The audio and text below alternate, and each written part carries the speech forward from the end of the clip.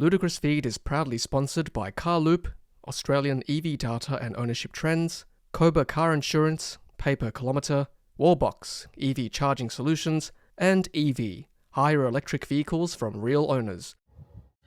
Hey everyone, hope you're well. I'm currently sitting in my new BYD Seal, which I've had for the last 24 hours. I'm having a great time with it, driving around town and also learning about the new features from the infotainment unit and just having a general play of the car. It's been great. I'm hoping to bring you more content to show you what I've learned over the next few weeks to months, so stay tuned. But for today, I thought I'd touch on an important topic, which is the ADAS system, or Advanced Driver Assistance System. And this is something that's been brought up many times by reviewers in Australia, and possibly a sticking point for many people looking at buying this car over another vehicle. Now, what the problem is currently is that the ADAS alerts are quite intrusive. So I'll go through with you what I mean by that very shortly. Even if you wanted to turn some of the settings off, they come back again when you start the car, so you can't exactly save those settings for your car, which is a bit of a pain if you don't want those alerts to keep popping up. I have on good authority that there will be a software update coming very soon to rectify these issues. Now, I've also been told by BYD that the ADAS alerts are so intrusive because they were being cautious, and because the new 2023 ANCAP requirements are quite strict, hence they were quite cautious with the ADAS alerts to make sure they got that 5-star rating, which they have, which is great. But stay tuned, there'll be a software update coming, I'm pretty sure, and of course I'll document those changes when the time comes. But for now, I just want to go through the ADAS system settings, and there are two particular menu items that have been bugging a lot of reviewers and also new drivers as well, and that is the lane support system and also the traffic sign recognition. And these can be found under the driving assist menu, which you can find through the main screen. If you press this car icon there, that'll bring up the menus, and then you'll see driving assist there, and then lane support system. So let's press that for a start. So lane departure assist. Of course, you can just switch all these off and then you won't get any of these alerts. So let's try that to start with. Switch everything off. Switch emergency lane keeping assist off as well. And you can also turn off traffic sign recognition. So let's do that, turn that off. And that way, if you have all these off, no problem for your drive that you're about to do. That'll all be fine. But the issue is that if you go and turn your car off, so if I just press the start button there. Okay, so the car is now switched off. And now if I turn the car back on, so foot on the brake, and then press stop, BYD logo comes up. Now this tip always comes up. I'm just, and the stereo comes on too. If anyone knows how I can get rid of that, that pop-up every time I start the car, let me know. I'm still working that out. So if I go back to the that same menu, which you can do through the same steps I showed you, or alternatively, you can swipe down in the shortcuts and you can edit your shortcuts such that DAW is always in the vehicle control shortcut section. So I've done that already. So if I just show you one more time, get rid of the shortcuts, swipe it down, press DAW, and then you've got the driving assist features straight away. So if I now go to lane support system, you see how before I turned everything off, they've all come back on again. So that is the bugbear at the moment, that you cannot just leave them off all the time. However, thanks to one of our viewers who suggested just putting it on vibration instead of sound and vibration, or both, just leave it on vibration, it's less intrusive, and I'll show you in my drive right now that it's not too bad. Emergency lane keeping assist is, again, something you can turn off every time, but I'll show you on this drive with it turned on. Close that. Now, unfortunately, traffic sign recognition also remains on, even when you turn this one off and just have everything off. If you start the car again, this will return. So I think the least invasive thing is to leave this toggled on, and that way you don't have to keep turning everything back off every time you start the car again. Okay, so let's see what happens when we go for a drive with these options on, just on vibration, and then having that on as well on the traffic sign recognition. Because if you leave that off every time, then you won't see the car pick up the posted speed signs as we drive, which I like to see personally. So I think this is probably the best compromise until we get the software update, hopefully in early 2024. You'll also note that I left everything on dark mode. I found it was a bit too annoying when I was driving on the freeway, going under underpasses and through tunnels. It just kept switching between light and night mode. So I'm going to leave it on night mode for the time being and see how I go with that. Alright, let's go for a drive. Gear shift down. Alright, let's head off. Empty car park, so I'll just drive straight through here. There's no cars around. Right, and out we go.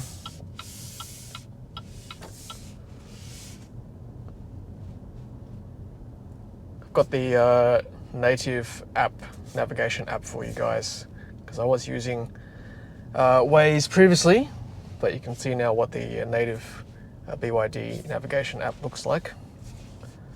Got it currently on normal mode. Oh, hello. Police radar. Saw a P-plater get pulled over.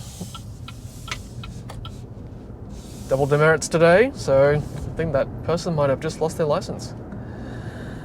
Now there is actually a timer mode too, speaking of losing a license, which I won't be doing today, but if you put it on sport mode and timer mode, might find somewhere we can do our 0 to 100 time later. So you saw those settings I played with earlier, and we'll go for a quick drive just to see what it's like with those default settings on, because if you leave those settings on, they will come back to the next time you drive. It's probably a compromise, like I said, for the time being until the software update comes through.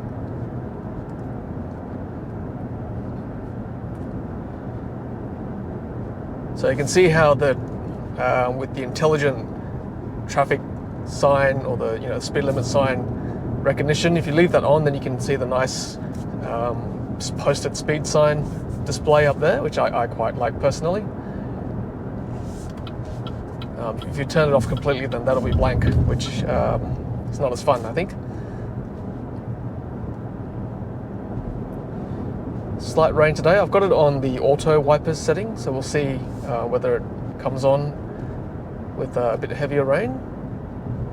You can of course always override it like this.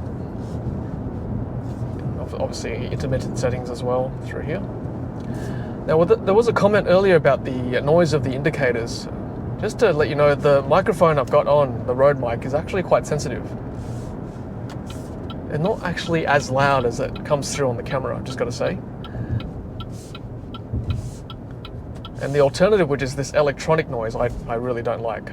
So this is probably the best compromise again.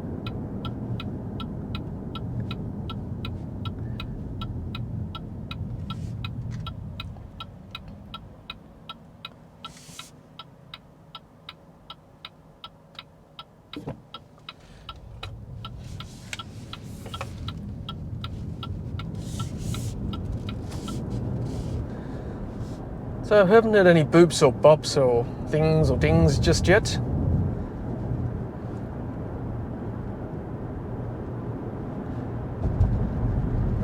Which is good. You're more likely to encounter that when you go to, for example, like let's say a car park with a very low speed limit, like say 10 kilometers an hour, and you're just say coming off from the main road and going at say 40 or something, and then the speed limit says 10 or 20 briefly, and it'll start to make a lot of noise. So that's where it's a bit annoying. Yeah, but with the lane keeping, if you like shuffle over too much, it'll start to pull you over a little bit, which can be quite intrusive, of course. Doesn't always happen. Like I tried to just veer a little bit. It's not doing it for me. I guess that's the issue. It's a bit random.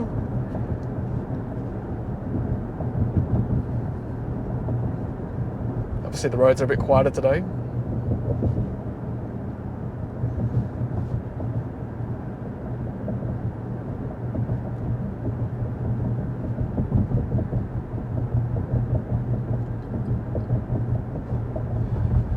The suspension is lovely. It's very nice. This road's a bit bumpy, but even then, it's certainly better than, I'm going to say it outright, it's better than the Model 3 suspension. I'll give you that. Even with the upgrade, this is a lot smoother. You don't realise how stiff Tesla make the suspension until you drive another EV. I've got to be honest with you. Tesla do a lot of good, but suspension is not their forte. Still, some people like that stiffness.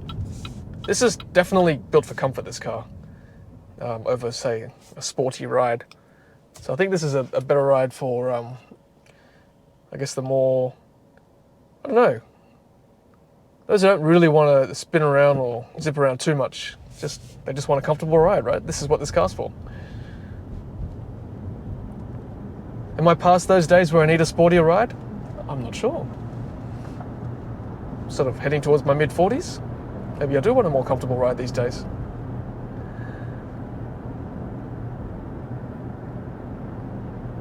See, at the moment I'm going at 80. I'm trying to be very good, obviously being double demerits. Occasionally it's going to 81, 82. I think if you're persistently over 80 kilometers an hour, then it will become quite intrusive. So I'm just going to say if I go like 83, 84, there's still nothing, which is good. Oh, spoke too soon. That first beep was over by about, say, 2 seconds.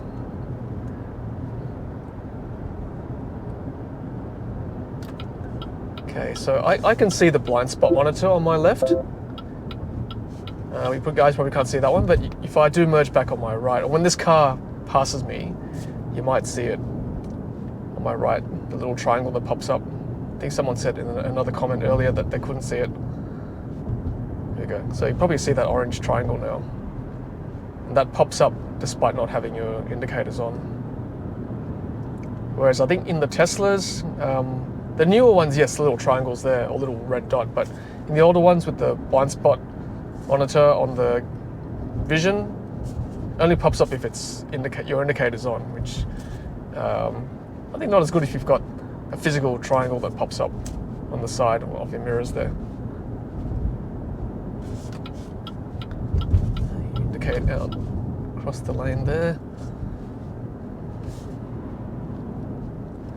So what do you guys think? I mean, it's a bit of a compromise at the moment before the software update, where you just leave it on vibration.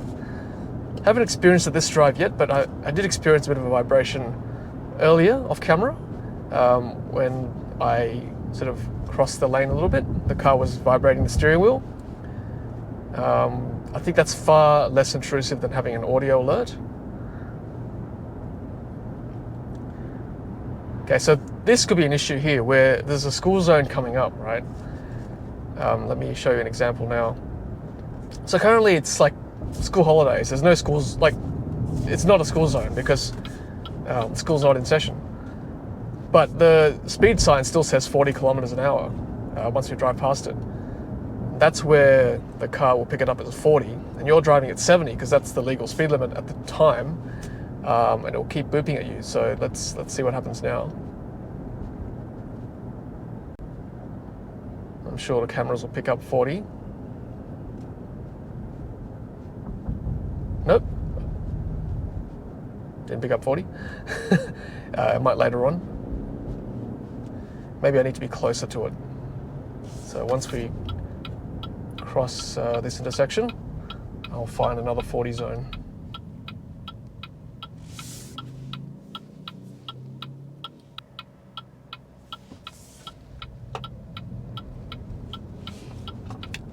Slight lag, like ever so slight lag when you accelerate. Not like the Tesla where it's instantaneous, like we're talking milliseconds here. Just because oh, there's the vibration. I felt that little bit of vibration. Better than an alert. I don't mind the vibration so much. As I was crossing the lane markers. It's funny, it knows it when I trying to do it on purpose versus accidentally doing it or unknowingly doing it. Weird. Very clever. I sort of contradicted myself, didn't I? Before I said it was random. Now I'm saying it's clever. User error. Okay, here's a 40 sign. Let's see whether the cameras pick it up. And I'm going at the legal speed limit of 70.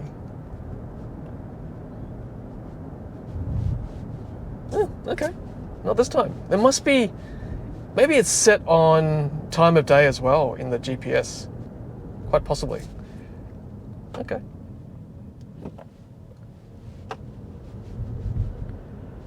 It certainly happened the other day when I was driving it. Must have been driving between normal school hours. Plus today's a Sunday as well, so that's probably been programmed as well. Look, all in all, I think that was actually a reasonably good compromise. Honestly. Got one alert and one boop, I think, or a couple of boops at the most.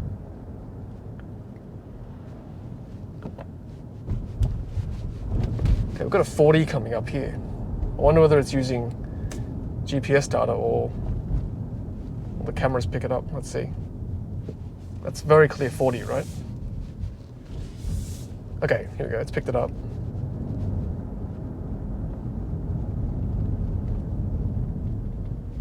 And that 40 is only for trucks and buses, whereas the legal speed limit is 50. Okay, so that wasn't too bad. So at least it's just flashing, not actually it's telling me off just then. Yeah, I suppose it's like, it's kind of a two-edged sword because you really shouldn't be speeding, right? You shouldn't be going over 50 anyway. It's an urban area. So if you are complaining that it's too intrusive, maybe because you're speeding too much, look, that's a harsh call, but I guess that's what it boils down to. But at the same time, I mean, we're responsible for our own actions anyway. It's a tough one. It should be probably a toggle where, like the ANCAP rating shouldn't depend on the car forcing you to do it all the time. Like you're still responsible for whether you speed or not. So I think it's fair that it's got to be a toggle, right? It's got to be a setting where it's remembered every time. Anyway. All right, well, thanks for watching. That's my little rundown of the ADAS settings at the moment in the BYD Seal. So stay tuned, we've got more content, and hopefully there'll be a software update coming soon to rectify some of these apparent issues. So take care, everyone. See you next time.